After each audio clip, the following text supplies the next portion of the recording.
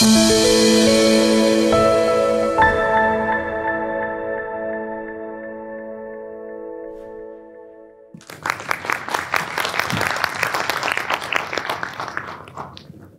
know, this topic has been around for as long as I've been in statistics. I've come across this, and people don't go into a lot of detail. Everyone seems to know about correlation does not imply causation, but it usually stops there, and maybe there's one example. But I put this together. I really wanted to take all the thoughts I had over the years as a statistician on this topic and kind of put it down on paper. So this is my take on all the important aspects of this conversation about correlation does not imply causation. And I'm going to talk about what does imply causation towards the end of the talk. Before I get into the main talk, though, I do want to clarify one thing. I'm going to use a definition of correlation that's different from the classic definition, because in the conversations that people have about correlation and causation, they typically are not referring to the strict definition of a correlation between -1 and 1, a value between -1 and 1 that represents the relationship between two numeric variables. That's the classic definition. I'm going to use the English language definition, which is just a mutual relationship or connection between two or more things, because a lot of the things I'm going to correlate together are not numeric. And if you're been involved with statistics, it's going to sound a little strange, because you're going to say, wait a second, how can you correlate two things that are not even numeric? But the English language definition allows us to, and that's what people usually use when they talk about this topic of correlation and causation. All right, with that out of the way, I want to go through 5 reasons for a strong correlation. And a lot of times researchers are trying to prove A causes B. Unfortunately, that's only one of the 5 reasons for high correlation. And the other 4 are gotcha moments, or fallacies in being able to say it's a causal effect. Because, well, the first one, lurking or hidden variable, this is actually a very common one in medical. I'm going to focus a lot on medical examples.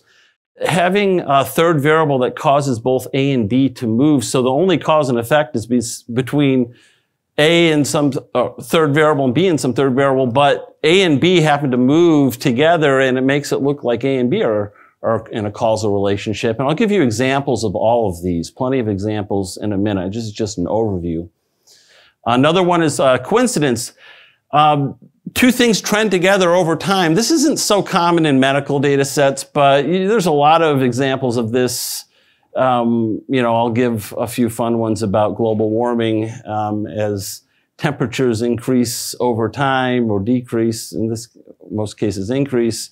Anything that increases over time is actually correlated with that. So another one is B causes A. If you're trying to show A causes B, a lot of times, well, it's B causing A, but there's a high correlation, and you may be tempted to think it's A causing B. A variation of that is you get a very high correlation, and there is a cause and effect, but it's a weak cause and effect. It looks very strong, though, because you have A causing B and B causing A. And it's kind of vague right now, but with some examples, I think you'll see what that one's about. The 5th reason for a strong correlation, well, A causes B, and let's say that's what we're trying to show. So sometimes what you want to prove is actually the case, but in 4 of those cases, you have something else causing the high correlation that's not A causing B. One of the things I'm doing here is giving you some practical, simple examples that everyone can understand, so you can share this with other people, not necessarily in statistics. Going to bed with shoes on is actually correlated to getting a headache the next day. That is a true correlation. Some people laughing. Anyone know why? Maybe you've heard this one before. No? Yeah? Hangover. Number of drinks the night before. So this is a lurking or hidden variable. The third variable, number of alcoholic drinks. In each of these cases, there's going to be some other variable causing both A and B to move. This one's a little harder to figure out. Let's see if anyone can get this one. In early elementary school, astrological sign, let's say first grade, for example, astrological sign is correlated with how the first graders would do on an IQ test. But this correlation disappears by adulthood. So it's truly a correlation that gets weaker over time. As you get to the 8th and 9th and 12th grade, you won't see that correlation as much anymore.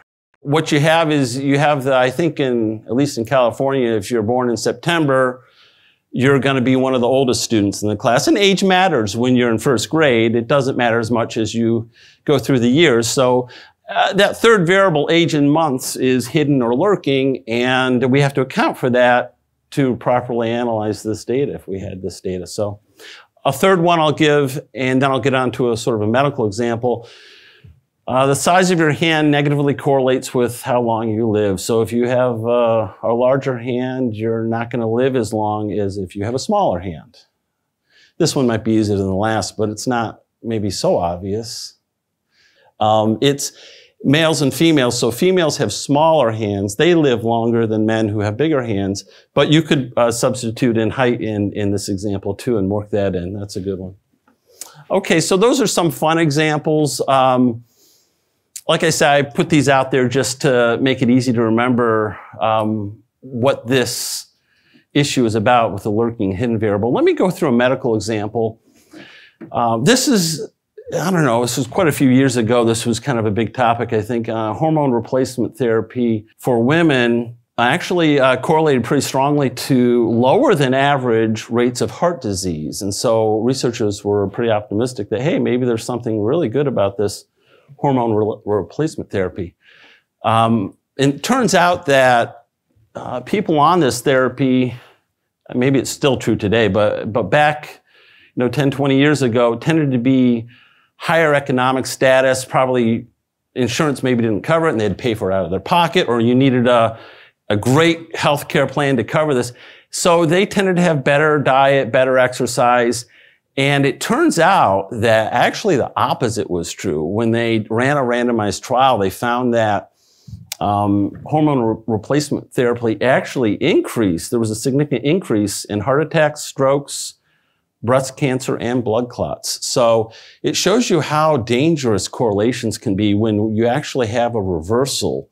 You thought it was a good thing, and it turns out it's a bad thing. So we'll talk later a lot about randomized clinical trials and how valuable they are. That's how you get to really cause and effect. All right, coincidence. This one's a little bit shorter to go through. Not as medically related, but so if you want to stop global warming, become a pirate. What this is about, if you look at the number of pirates, it's been decreasing since probably the early 1800s over time.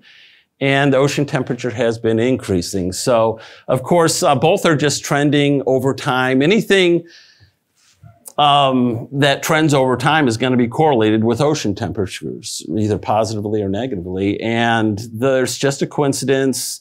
There's nothing that would be cause and effect about that. So, another example, I saw this on the internet. I guess this is from the Organic Trade Association, that if you look at autism over time is increasing and organic food sales over time increasing. But clearly, I'm pretty sure there's no relationship in there, no causal. But, it just shows you how you can't just look at two things that both increase over time and say one caused the other. So that's kind of the implication here.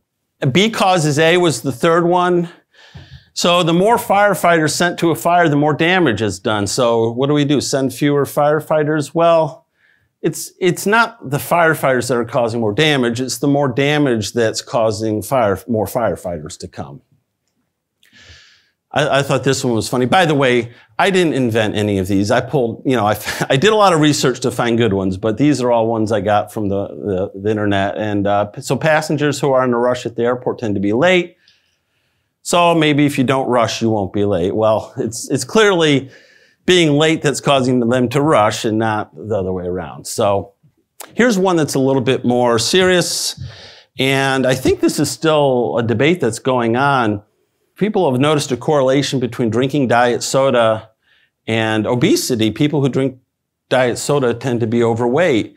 But the soda companies clearly are claiming that it's people who are overweight and are maybe trying to lose or not gain as much are turning to diet soda. So they're claiming it's B causes A. So a lot of these things, you can't get resolved that easily, and there has to be a lot of lawyers, I think, probably involved in this, and so, but that's at least the argument. And in general, here's a more general take on this topic. Using a medical scenario, a lot of times the body reacts to a disease that you have, and so there's a correlation to something in your body, some protein level or some change in your body, and say a tumor size, there might be some correlation there. And so you might be tempted to think that thing that's changing in your body is actually causing the disease, when in reality it's the disease causing your body to change. And it's hard to tell in just observational data whether it is a cause and effect relationship or not, but there are a lot of studies like this one here that show a correlation between disease severity, and this is urine PLIN2 in your body. And all the articles I found did a really good job of saying that this is a correlation and it's not cause and effect. In fact, this one had pointed that out, and I found, just in a quick search, 4 other ones that all talk about a correlation between some overexpression of a protein and severity of disease, and were all saying this is just a correlation, it's not cause and effect. So no mistakes were made by these articles, but it's something to be aware of, that you have to be careful of in your research, that you don't, and just assume that you're seeing a cause and effect relationship in one direction. It could be the other. This one, B causes A and A causes B. Couple examples, this is probably not as common, but drug use. A lot of people feel that people who abuse drugs may cause them to have more psychiatric disorders. And also people who have psychiatric disorders tend to abuse drugs. So there may be a cause and effect in both directions.